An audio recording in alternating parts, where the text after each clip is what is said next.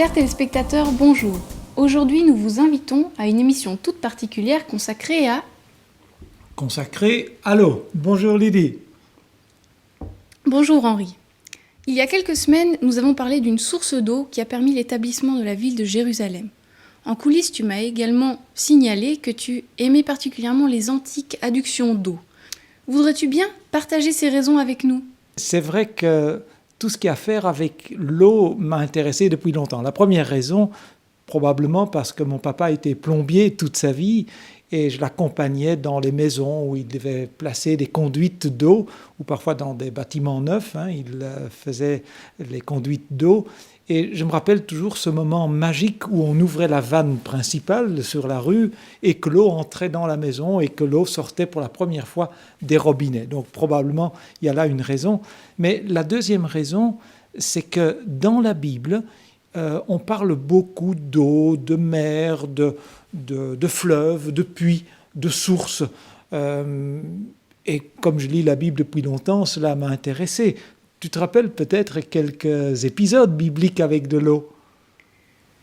Alors, je penserai à la mer Rouge, avec les Hébreux qui ont traversé la mer. Absolument. C'est un passage magnifique. Absolument. Il y a également le baptême de l'eunuque par Philippe. Un récit dans le livre des Actes, exact. Et l'eau changée en vin par Jésus lors des célèbres noces de Cana. Ah oui, absolument. Il y a d'ailleurs beaucoup de récits bibliques. Je pense au déluge, par exemple, ou la Bible qui commence en disant que l'Esprit de Dieu se mouvait au-dessus des eaux. Tout à fait. Mais c'est vraiment un fil rouge dans toute la Bible. Alors ça, c'est certainement un élément qui m'a intéressé. Troisième élément de mon intérêt remonte, je pense, à 1980, lorsque dans une revue sur l'archéologie biblique, une revue américaine, la Biblical Archaeology Review, il y avait un article sur 2 ou 3 systèmes d'adduction d'eau que les archéologues avaient découverts en Israël. Et vraiment, ça m'a tellement intéressé à ce moment-là que lors de mes voyages ultérieurs, j'ai pris des images, j'ai été à ces endroits pour voir comment c'était et comment des ingénieurs, comment des êtres humains, bien longtemps avant nous, avaient développé des systèmes pour apporter l'eau dans leur village ou vers leur maison ou là où ils habitaient. Alors, dans nos pays occidentaux, l'eau est partout, que ce soit pour faire notre vaisselle, remplir une piscine ou simplement prendre un bain. Malheureusement, pour plus de 2 tiers de la population, c'est quelque chose qui n'est pas courant. L'eau potable est en passe de devenir également le prochain enjeu mondial après la crise du pétrole. On peut s'imaginer alors qu'il y a 3000 ou 4000 ans, c'était quelque chose de très difficile de pouvoir s'approvisionner en eau. Déjà aujourd'hui, comme tu viens de le dire, s'approvisionner en eau est difficile pour une immense majorité des habitants de la Terre, et ce l'était forcément aussi il y a 3 ou 4 000 ans. L'eau de tout temps, et aujourd'hui encore, c'est synonyme de vie. Quand on n'a pas l'eau, on meurt de soif. Et il n'est pas étonnant que dans les civilisations anciennes, comme dans la Bible, on va trouver beaucoup d'allusions à l'eau.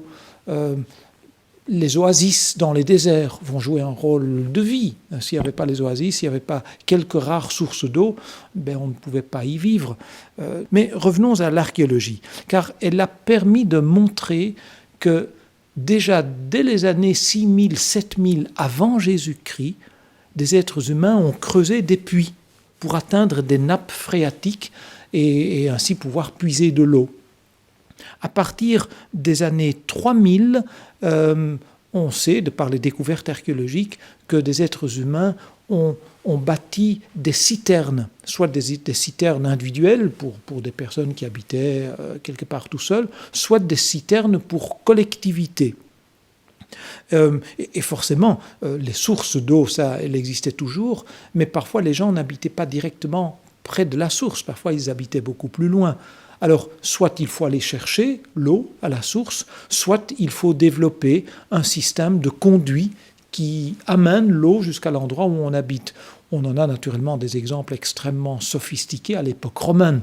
Il n'y a qu'à penser aux fameux aqueducs que l'on voit partout dans les pays méditerranéens.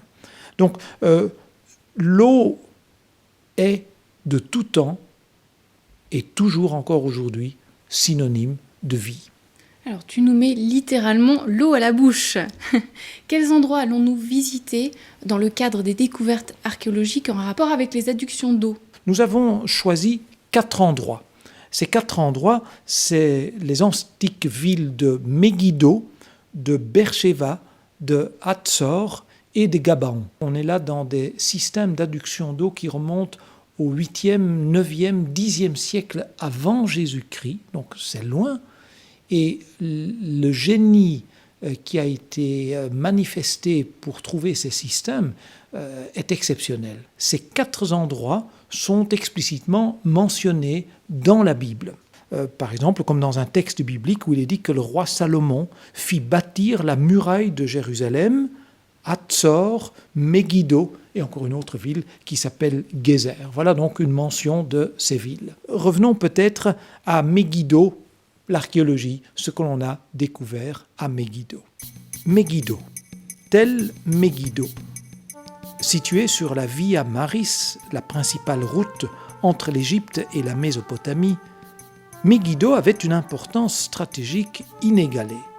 L'endroit est occupé depuis les années 4800 avant Jésus-Christ jusque vers 800 avant Jésus-Christ, c'est-à-dire 4000 ans d'occupation, principalement avant l'arrivée des Hébreux en Palestine. Les fouilles ont débuté ici en 1903 et continuent d'ailleurs toujours. Les archéologues ont pu discerner au moins 20 strates ou couches d'occupation successives.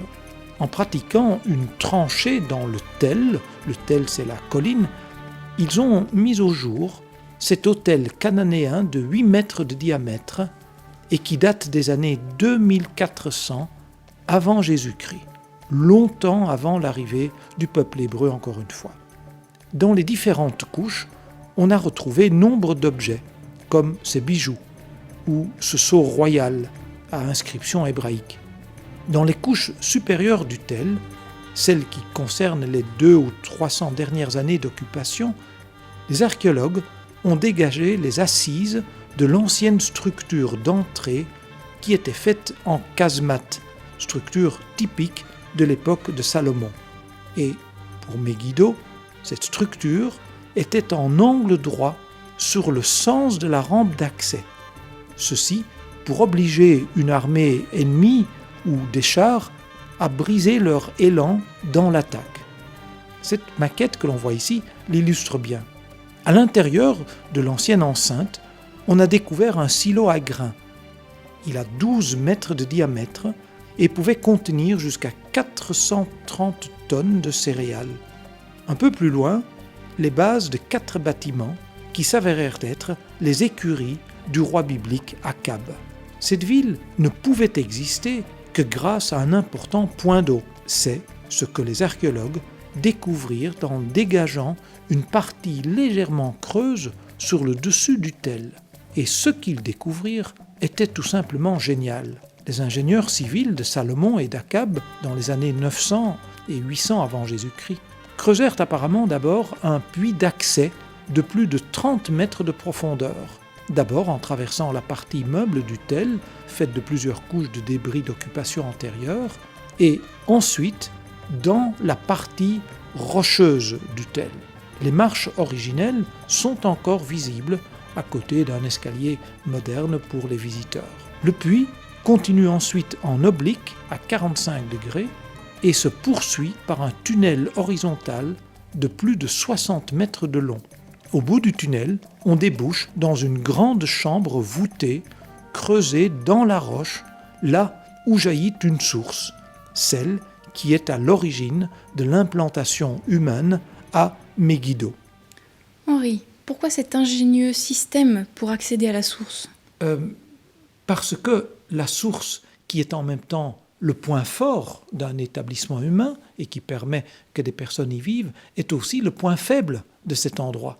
Car il suffit à une armée ennemie, une armée conquérante, de prendre le point d'eau pour que ceux qui sont à l'intérieur de la ville, très rapidement, doivent se rendre parce qu'ils ont soif, et soit ils meurent de soif, soit ils se rendent.